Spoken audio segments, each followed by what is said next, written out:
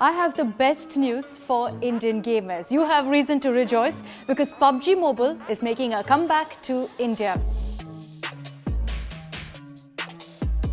Yes, it was banned because it's a Chinese app, but what's interesting is that PUBG has used it as an opportunity to completely revamp the game specifically for the Indian market. So now the revamped version is called PUBG India. So obviously that means that the ban has been lifted, it's been made fully Desi. I know you want to know all the details about how different the gaming experience is going to be, so let me just get right down to the point. Let's start off with the fact that PUBG Mobile India is going to be fully sanskari. What do I mean by that? Well, all of you who've played PUBG know that the avatars usually are half naked. This time around, they're fully covered. So they're going to be fully clothed, and then of course as you progress in the game, you can get to change their attire, change how your avatar looks. But interesting turnaround this by PUBG. Looks like they decided being Desi means also covering up the character. Besides that, also the simulation, which PUBG is so famous for, they've completely changed that around. So the simulation is something that's more Indianized. So they're going to be changing how things look, which will mean that the training ground as well as the areas all around will be more Indian. So does that mean that you're going to be running through India's streets? Well, we'll know soon. So PUBG essentially has put a restriction on how much time you can spend on playing the game now. And this is something that parents will be happy about because they can now regulate how much time is actually spent on playing this game. Besides that, as I mentioned, another concern is that this game is very violent. So one of the common perceptions is that it's not exactly upholding Indian standards.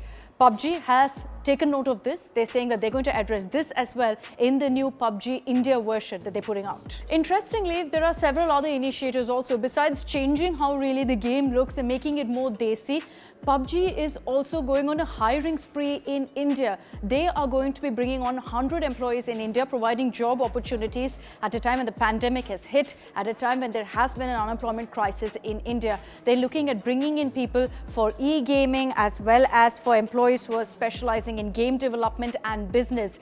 They're also looking to tie up with local businesses and thereby provide some leverage, some platform to Desi businesses. Vocal for local seems to be the mantra for PUBG as well.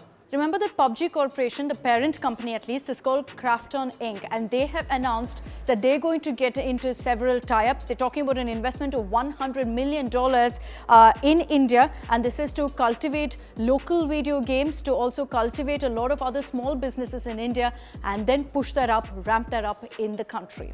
And you have more reason to rejoice because PUBG and Krafton Inc. is also talking about hosting several e-sporting tournaments in India, keeping it local again for us. So that is again something that people are looking forward to.